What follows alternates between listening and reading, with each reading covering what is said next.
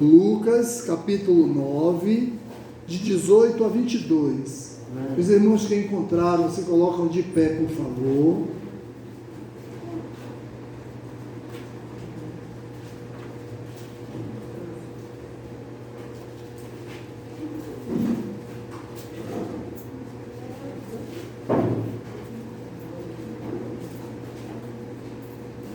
O texto diz: a confissão de Pedro, onde Jesus prediz a própria morte.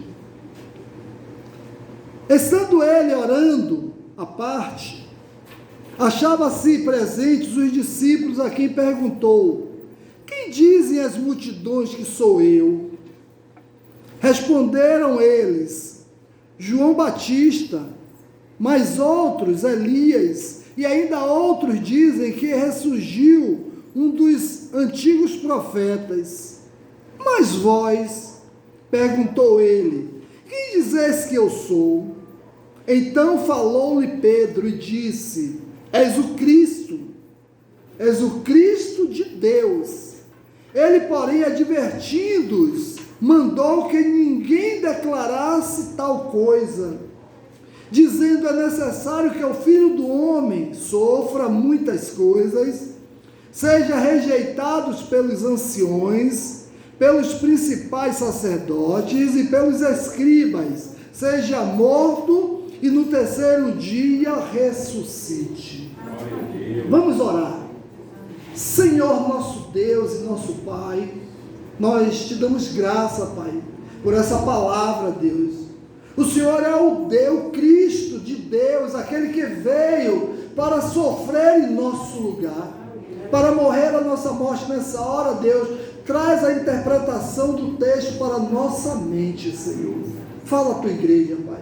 E nessa hora, Deus, eu apresento, Deus, esse trabalho que o irmão Jonas vai fazer hoje à tarde, Pai. Abençoa ele nessa atividade, Pai.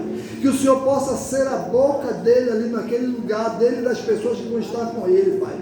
E tudo que eles venham a falar ou a fazer, o seu nome seja glorificado para a sua glória, Pai. Que o Senhor seja glorificado no lugar onde ele estiver, Pai. E aonde eles passarem, que o teu nome seja visto, e as pessoas que o olharem, possam ver uma tropa de Jesus descendo o local. Abençoa a vida deles, Pai. Usa-os poderosamente ali em nome de Jesus. Amém, queridos. Os irmãos podem sentar. O tema da mensagem dessa manhã é uma pergunta: quem dizes tu que eu sou?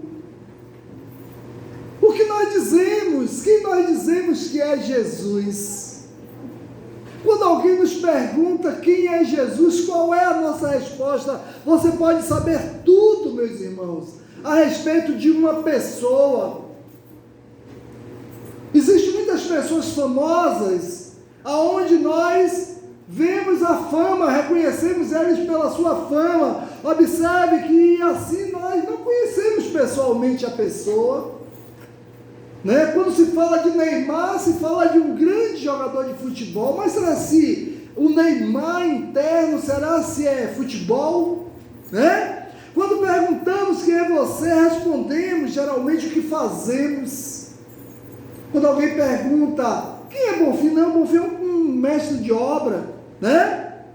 Quem é Erivaldo? Erivaldo é a professora, aquela professora. Mas será se é isso que responde quem é a pessoa, simplesmente a sua profissão? Então, contudo, essas respostas estão erradas. Bonfim não é mestre de obra, Bonfim é um servo de Deus, é alguém usado por Deus. Quem pode conhecer Bonfim é o Senhor, porque nós somos aquilo que está em nosso coração. A nossa profissão não somos nós, né? Então você não é a sua profissão, seu local de origem ou com quem você está casado. Aí que as meninas brincando com Sandra dizem assim: olha a mulher do pastor, né, Janaína? A mulher do pastor, Janaína, Renata, as meninas chamam. Aí Sandra aí dá risada, porque Sandra não é a mulher do pastor, né? Ela não é isso. Eu não sou só o pastor, Bonfim não é só o mestre, ele fala, então nós somos a pessoa que nós somos, aquilo que está dentro de nós. Então, isso mostra que muitas vezes não sabemos o significado profundo desta pergunta. Queridos, eu quero dizer que Jesus perguntou aos discípulos o que as pessoas falavam dele, e depois disso quis saber o que seus seguidores falavam dele.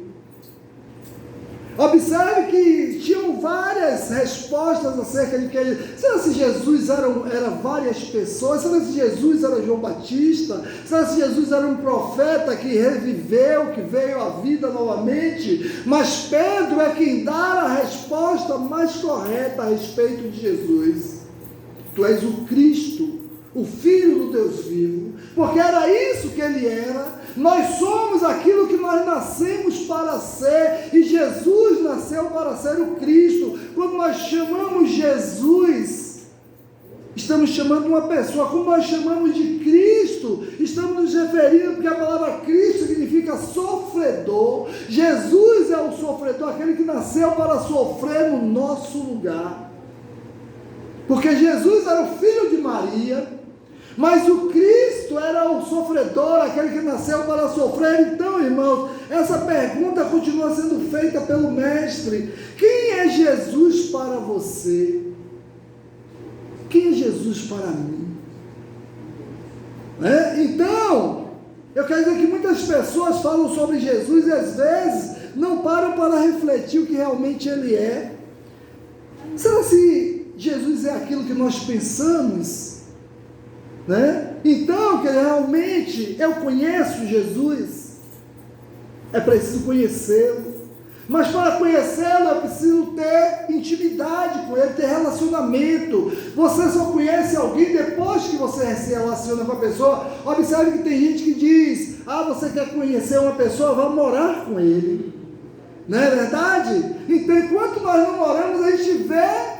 Vocês conhecem o Edson aqui, é o pastor, aquele que está aqui com vocês, compartilhando a palavra, mas quem é Edson na sua vida pessoal, na sua intimidade, quando ele está fora, quando está, larga a sua capa, quando larga o seu terno, quando tira a sua gravata, quando está despojado, como ele se comporta, quem é ele? Então nós só podemos conhecer Jesus se nós vivermos com ele. Só conhece Jesus quem tem relacionamento com ele, irmão. Se não tiver relacionamento com ele, não o conhece, porque ele se revela para os seus amigos, para as pessoas íntimas dele, e o desejo dele é ser íntimo seu, é se relacionar com você, mas para isso você tem que ser amigo dele íntimo. Então nós vamos pensar nessa manhã no Evangelho de João. João faz várias afirmações a respeito de quem é Jesus. Abram as suas Bíblias, no livro de João, e me acompanhem, por favor. Eu queria que alguém lesse, por favor, e deixe a Bíblia aberta. 1 João, o apóstolo João, capítulo 1, versículo 29, por favor. Quem primeiro achar, pode ler. João 1, 29. No dia seguinte, João viu a Jesus que tinha vindo, que vinha para ele, e disse: Eis o Cordeiro de Deus que tira o pecado do mundo. Então observe que João Batista declara Jesus como o Cordeiro de Deus que tira o pecado do mundo, porque Jesus era isso. Aleluia. João Batista conhecia Jesus, meus irmãos. Observe que João Batista conhecia Jesus porque era seu parente, mas ele não disse que era seu primo. João Batista conhecia: olha, eu vim de Jerusalém, é meu primo, mas será que ser primo de João definia quem era Jesus? Realmente não definia, mas quando disse: eis o Cordeiro de Deus que tira o pecado do mundo, estava realmente definindo quem era Jesus. Jesus é o Cordeiro de Deus que tirou o pecado do mundo. Então, João Batista sabia quem era realmente Jesus, ele tinha convicção, por isso João estava batizando, E quando Jesus chegou, João Batista aponta para ele e dizia: eis o Cordeiro de Deus, porque Cordeiro, o papel do Cordeiro é dar vida, e Jesus veio para isso. Então, as pessoas que buscavam perdão dos seus pecados João disseram que deveriam seguir a Jesus. Ele disse: não, sou eu não posso resolver o problema de vocês do pecado, porque é Ele que tira o pecado do mundo, está ali, Ele chegou, é Ele que vocês precisam seguir, é Ele que vocês precisam caminhar junto. Ele não perdoa, Ele não nos perdoa e nos limpa completamente, esse que aí está. É por isso que Jesus, quando se aproxima de João e diz: estou aqui para você me batizar, ele: misericórdia, eu batizar o Senhor? Eu é que preciso ser batizado pelo Senhor. Ele disse: se você não me batizar, você não tem parte comigo. Queridos irmãos, João tinha consciência de que era Jesus. Você veja que ele não se sentiu com o privilégio de batizar Jesus. Sabe por quê também? Porque João sabia que Jesus não tinha pecado. E o batismo, queridos irmãos, serve para a gente dizer ao mundo que renunciamos ao pecado, que morremos para o mundo, que o pecado não faz mais parte da nossa vida, que o pecado que venhamos a praticar seja talvez por acidente, que nós pecamos por acidente. Não podemos pecar constantemente, nem fazer disso uma prática, mas acidentalmente acontece, e quando isso acontece, nós temos um advogado ao lado do Pai intercedendo, e quando nós colocamos a nossa vida e pedimos perdão, dizendo: Senhor, eu pequei, perdoa-me, aí ele diz assim ao Pai: Pai, perdoa-lhes, porque Jesus está lá para isso, né? Então somente Jesus pode perdoar e apagar os nossos pecados.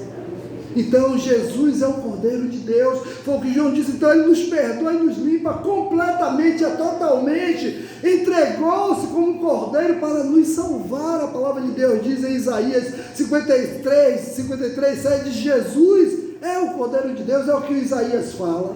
Jesus é o Cordeiro. Agora eu queria que lêssemos, por favor, João 4:4, João capítulo 4, versículo 4, por favor. E é necessário passar por Samaria. 4:14, desculpe. Mas aquele que beber da água que eu lhe der nunca terá sede, porque a água que eu lhe der se fará nele uma fonte de água que jorrará para a vida eterna. Observe que João agora diz que Jesus é a água da vida.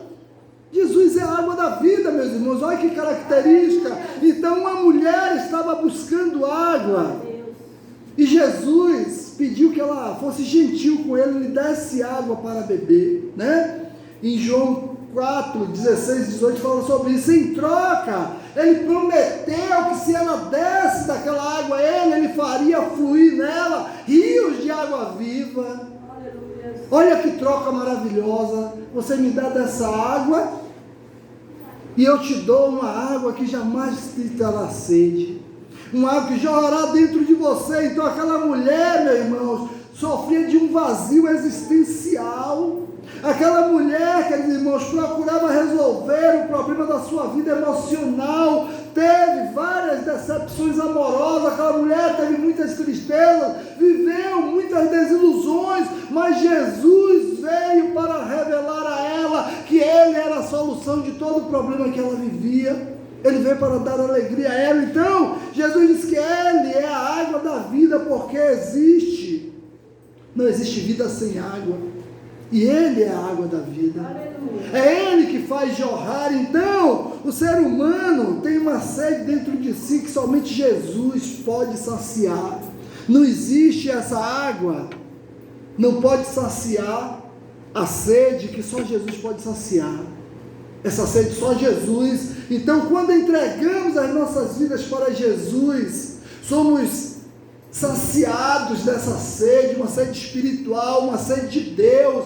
Temos sede de Deus, temos necessidade dele, porque Deus, ele criou o homem, foi para se relacionar com ele, e quando o homem está com a relação cortada com Deus, o homem sente essa necessidade. Ele pode fugir para onde ele quiser, mas essa sede vai ser constante na vida dele. Então nenhum prazer ou qualquer outra coisa pode preencher as nossas vidas o vazio que só Jesus pode preencher.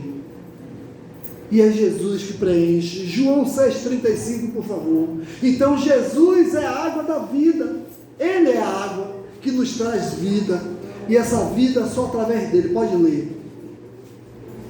João 6,35. Jesus disse: Eu sou o pão da vida. Aquele que vem a mim não terá fome. E quem crê em mim nunca terá sede. Jesus é o pão da vida. Pão tem uma fundamental finalidade na vida do homem. É fundamental para a nossa alimentação.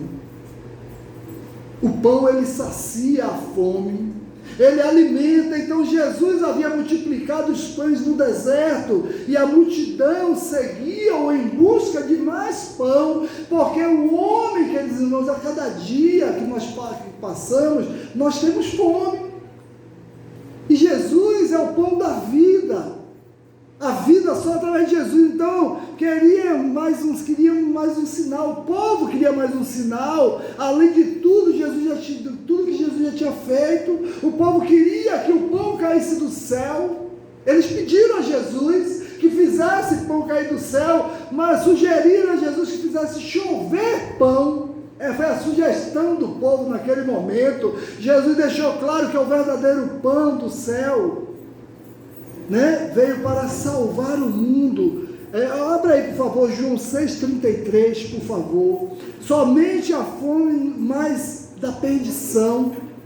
Não foi só 6,33, não é só a fome física, mas esse pão que vem do céu, que é Jesus, era para livrar o homem da perdição. Pode ler. Porque o pão de Deus é aquele que desce dos céus e dá vida ao mundo. Está vendo então? Da vida. E Jesus é o pão da vida. Ele fala isso na sua palavra. Então, quando as pessoas pediram esse pão espiritual, Jesus se apresentou. Ele disse: eu sou. João 6,48, por favor. Eu sou o pão da vida.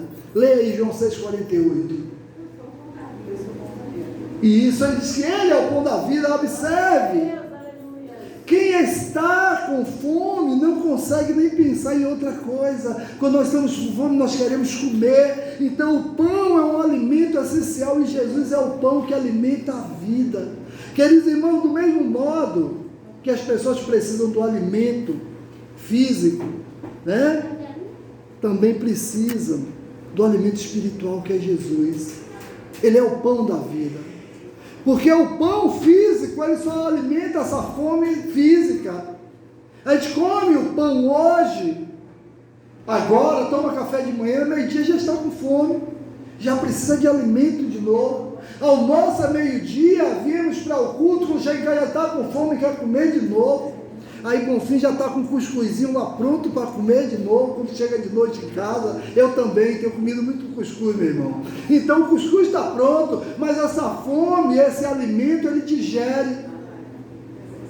Mas o pão da vida, ele alimenta para a vida eterna. Ele alimenta para sempre. Então, queridos irmãos, queria um sinal, e o sinal que era esse pão. Jesus diz: eu sou, o pão já está com vocês. Jesus é o pão da vida. Agora vamos ler João 8,12, por favor.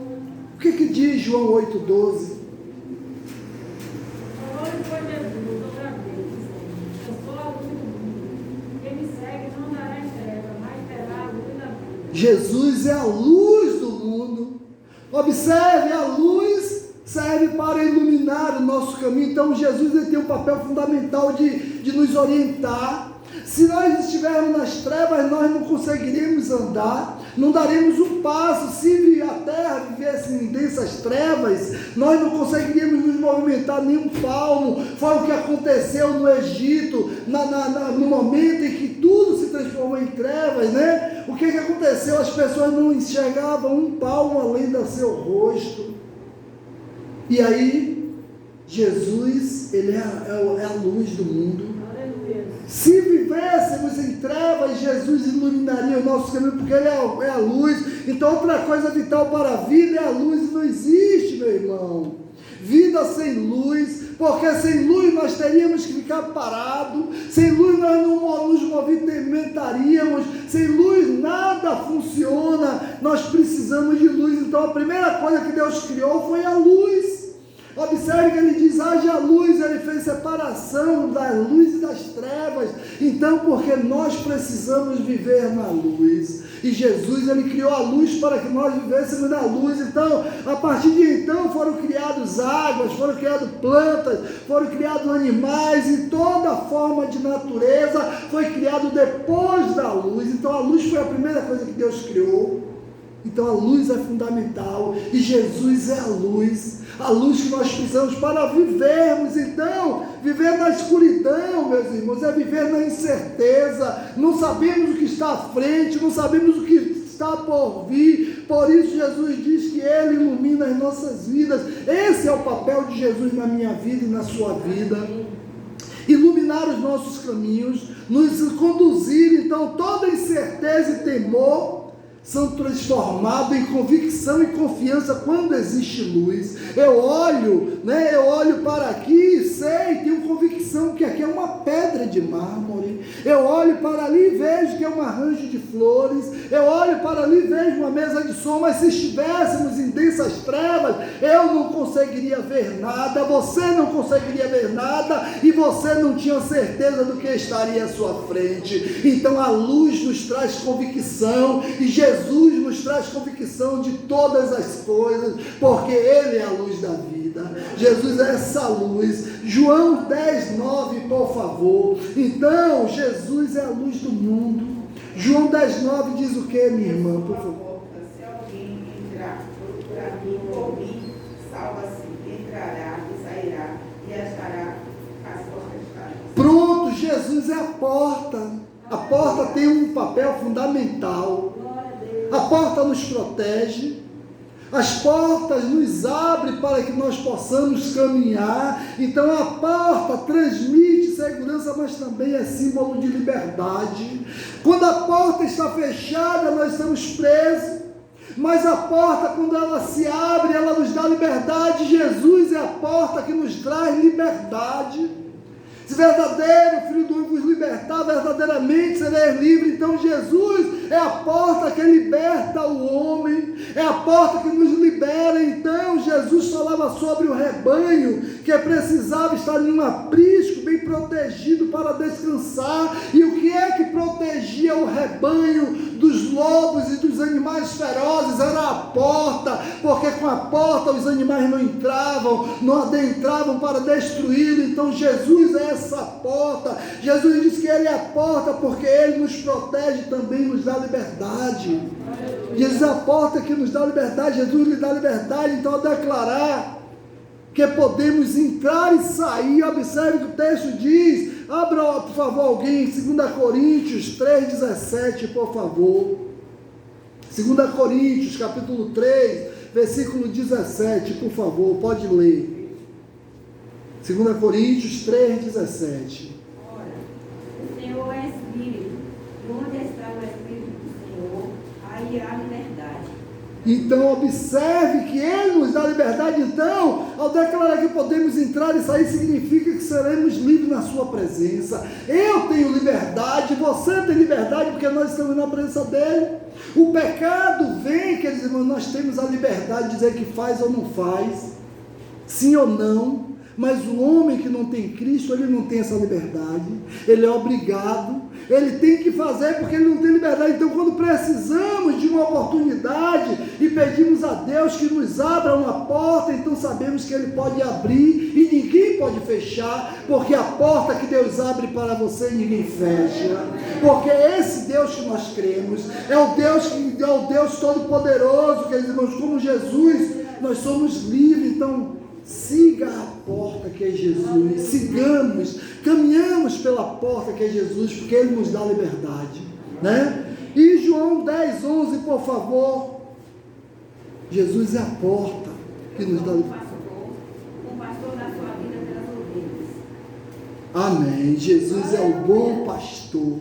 Observe que as pessoas na época sabiam a importância de ser de um rebanho, né? Então, das ovelhas, as pessoas retiravam a lã, né, para se vestir, o leite e a carne para se alimentar, e ainda comercializavam, ajudando no sustento sua família. Observe a importância da ovelha.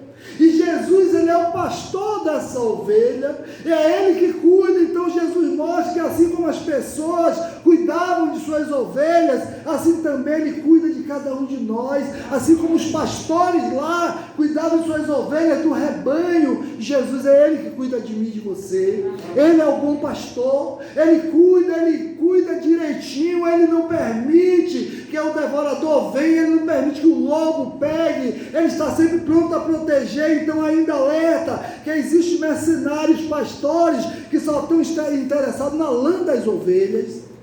Nós conhecemos, existem muitos pastores na nossa realidade hoje que só querem a lã, só querem tirar vantagem das ovelhas, só querem tirar proveito das ovelhas, mas esse não é o pastor, esse é um lobo que está ali pronto para devorar as ovelhas. Jesus, quer dizer, o bom pastor, não somente pelo cuidado, proteção e conhecimento de todos, principalmente porque ele é o único que nos deu vida. É um pastor que dá vida, é um pastor que cuida, é um pastor que quando a sua ovelha está doente, ele vai e passa o remédio, ao contrário dos pastores que só querem a lã da ovelha. Jesus, ele é quem dá o que precisamos, ele não tira de nós, ele nos adiciona, ele nos contempla. Então Jesus é o bom pastor, porque ele cuida de nós com cuidado e com carinho. João 11:25, por favor. Então Jesus é o bom pastor, ele tem cuidado de mim, ele tem cuidado de você, ele tem cuidado de nós. Pode ler.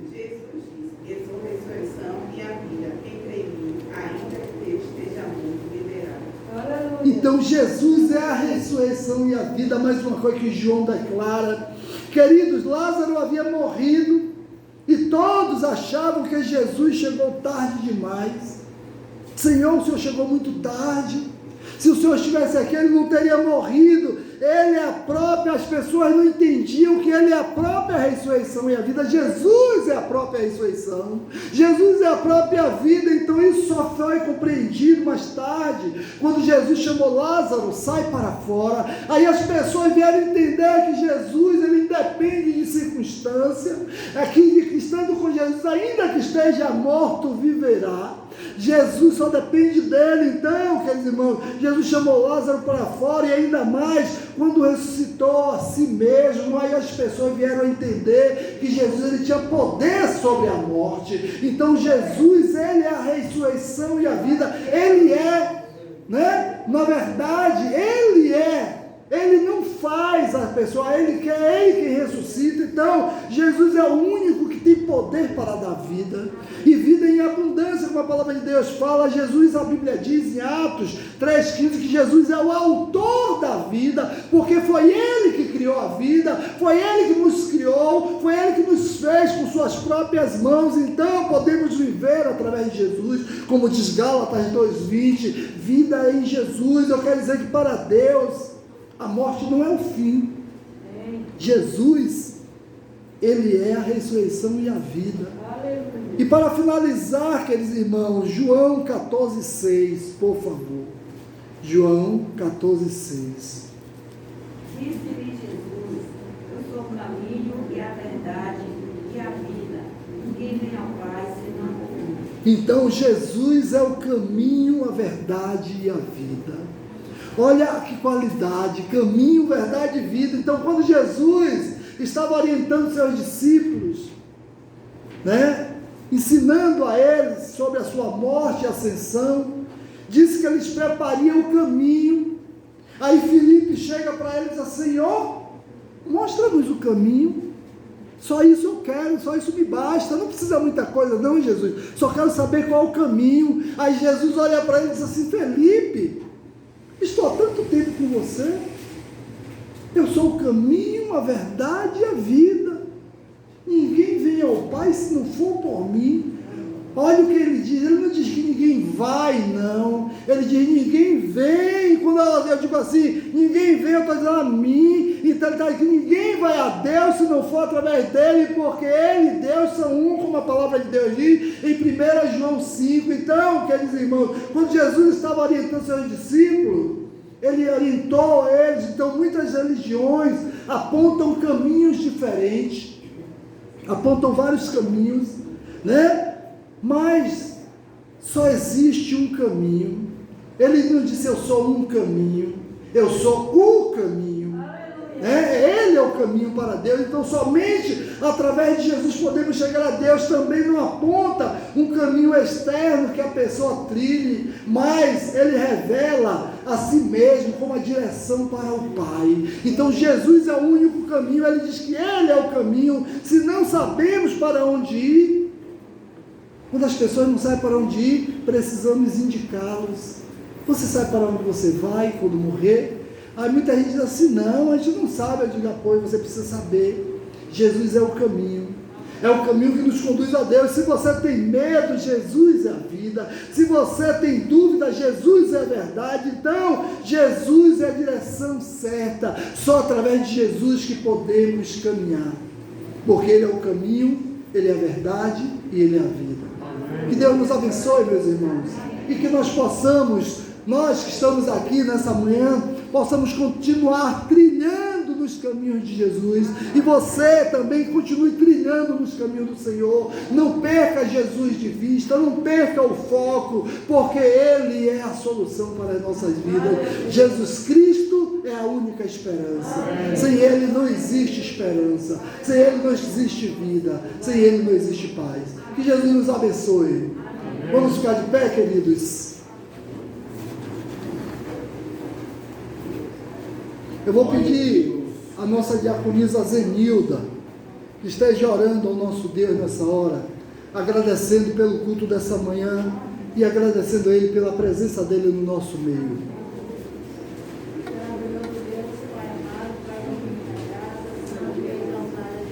Amém, Senhor. Deus querido, nós te somos gratos a Deus por esta manhã aqui na tua presença. Amém, Senhor. Cada momento que nós estamos na tua presença, nós somos gratos a Deus. Te agradecemos mais ainda, Deus, por tanta sempre estar conosco a cada momento. Deus, nós queremos te agradecer, Pai, por esta mensagem, Pai, por esta Amém, Senhor.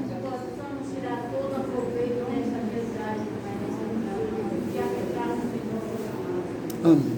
Te agradecemos a Deus pelos dias, Deus, que tu nos concedeu, Senhor. Te agradecemos pela vida dos teus filhos que aqui estão. Amém, Senhor. Pela tua mensagem, Pai. Nós somos, Deus, aqui preenchidos pelo teu Espírito. Amém, Te Senhor. agradecemos também pela vida dos irmãos que aqui estão, mas que eles possam lá sentir, ó Deus amado, a tua presença. Amém. Obrigado, em nome de Jesus. Amém. Glória a Deus. Os irmãos sentam, oram silenciosamente, e as pessoas que eu pedi para permanecer, permanecem no santuário, por favor.